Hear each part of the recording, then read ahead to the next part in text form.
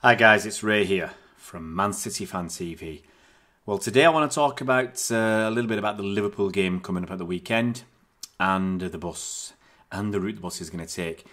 Now, if you remember last season, there were disgusting, ugly scenes as the Manchester City bus made its way through Liverpool to the ground for the Champions League game, and terrible scenes where supposedly fans were pelting the bus with rocks and stones, flares, bottles of beer, and some of them weren't actually drunk bottles of beer, they weren't empty.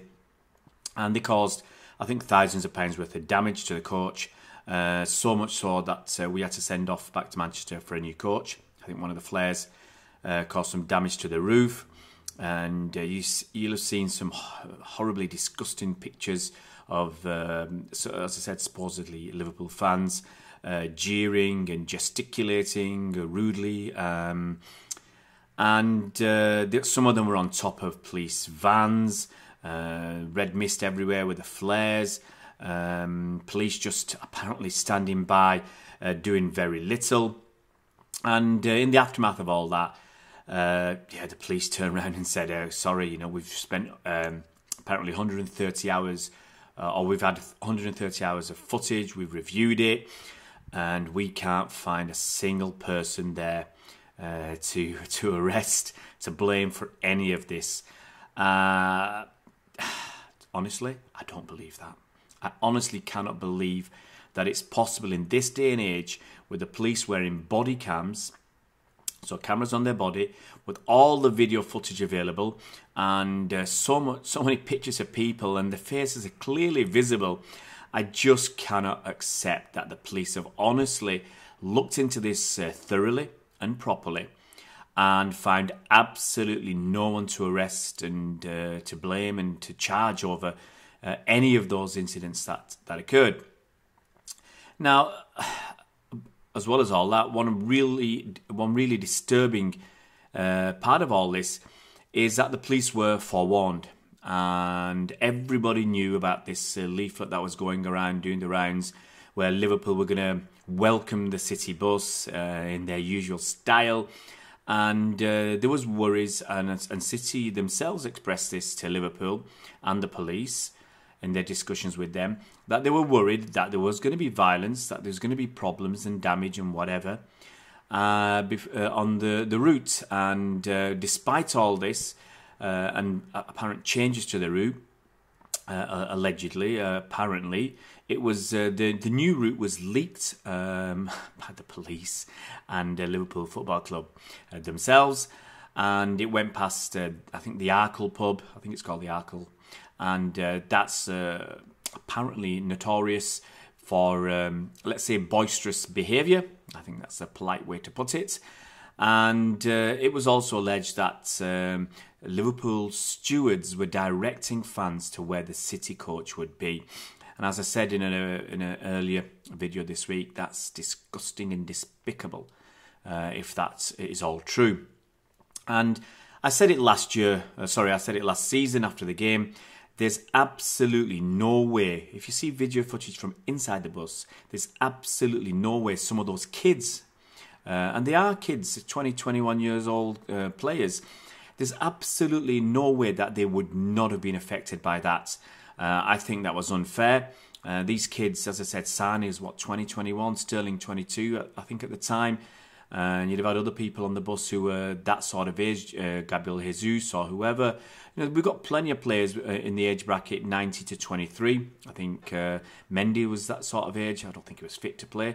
But Bernardo Silva's, I think, 23. A lot of players, young players, and they've probably never experienced anything like that before. So there's, the way we started the game, it just felt there was some, I don't know how you want to put it, some shock or something carried over from that attack on our bus. And City, quite rightly, I think, in my opinion, refused Liverpool's offer to pay for the damage to the bus. Whatever it was, 10, 20, 30,000 pounds, whatever it was. City refused their offer. You don't do the dirty on somebody and then try and give them you don't knock somebody over and then try and help them up. who's to say you're not going to knock them over again? So I think City quite rightly refused that, as I said at the time, generous offer. I think the offer would have been more generous to actually protect the City team bus and the players from some violent thugs. I don't know how else you can put it. I'm trying to keep it polite on this video. And it's just been, I think, announced today or yesterday that City are going to keep it quite secret this time, the route of their bus, and I think they're going to avoid the Arkle pub. Now, there is an additional problem in Liverpool on Sunday, because you have this Giants walk or Giants parade in the city, which I think involves lots of very tall puppets, or I don't know what they are, what they're made of. Whether they're actual puppets or something else, or straw puppets or whatever they are. These massive puppets are going to walk through, or being paraded through the streets of Liverpool. So that's going to cause additional congestion, and I think that's due to take place at 4 o'clock on Sunday, just 30 minutes before the game. Now, the Liverpool police have come out and with a statement to say they're going to do everything they can and do, using all the intelligence available. They're assuring us that they're going to look after the team and everything else. And I'm just going to read a statement from one of the police. Superintendent Dave Charnock said, "As with any match, we have prepared a comprehensive and appropriate policing operation ahead of Sunday's game and have liaised with both clubs and their supporter groups. This will ensure this game can be enjoyed safely by all, as well as minimising any disruption to local residents and the roads. And everyone involved is working hard to ensure there is no repeat of the events that occurred outside Anfield before the Champions League fixture between the clubs in April. There will be additional officers on duty at the ground, both uniformed and plainclothed, and we will have a city centre policing plan in place throughout the day. We have worked with the Giants event organisers and are deploying extra resources to ensure both matchgoers and visitors to the city are kept safe and to smoothly facilitate the movements of those travelling to and from the game, as well as visitors attending the Giants event." Now, as I've said, I personally don't have any faith in Merseyside police whatsoever to ensure the safety of the City bus once again. I think it's very unlikely that we'll see similar scenes to the Champions League game last season. But I just don't believe you can trust the police. I'm sad to say this because I think some people have called it a dereliction of duty. They really had a duty of care to protect and safeguard the City team on that fateful day last season. And they just failed in that duty. And as I said earlier, to turn around and say we can't identify anybody to charge over this incident is ludicrously funny. If it wasn't so serious, you'd laugh if you weren't crying first. So let's hope that it goes off. The City bus arrives with that incident, and the game can be played in the right spirit, the right atmosphere.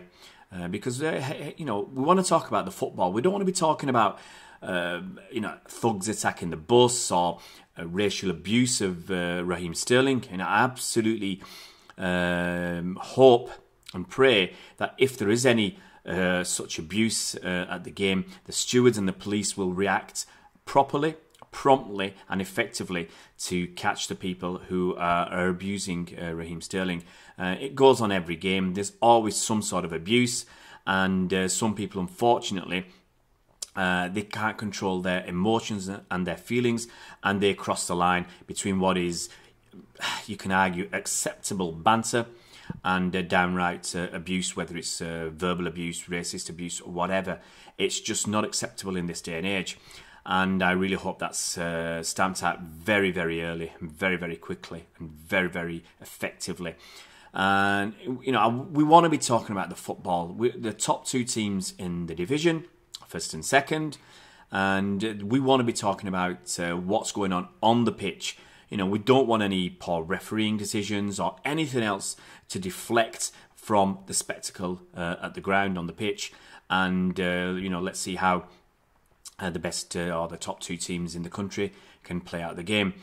So, as I said, let's fingers crossed. We'll be here after the game talking about the right things rather than the wrong things, and let's hope that Liverpool Football Club and the police can do a lot more to appropriately protect the city bus and the players from any problems entering the ground. Guys, if you haven't already subscribed to our YouTube channel, just hit the red button down below for subscribe. Hit the bell icon so you're notified as soon as new videos are made available by us. And you'll have access to a whole host of content. You can go and look at Andy's fantastic series with Snapper Shaz, Sharon Latham, who was the, let's say, the chief photographer at City for many years. Fantastic interview series there. You can go back and look at the David White interview series, another fantastic series. I think 6 interviews with David White, City legend. Find out why he felt he had to leave the club, and I think he got 96 or something like that goals for City. Why he didn't break that ton, I think it still hurts him. And there's lots of other good videos there, and previews for our other games and reviews after games, and other comments and opinions as we've gone throughout the season. And if you've got any comments on this, the match against Liverpool on Sunday and the bus especially, and the violence and everything else that occurred last season, and on your hopes for an incident-free trip to the ground this season, just comment below, talk to us on Twitter. We're really happy to chat with you, and we're always around and available on YouTube and Twitter. So just keep it clean and get tapping and get in touch with us. See you around, Blues.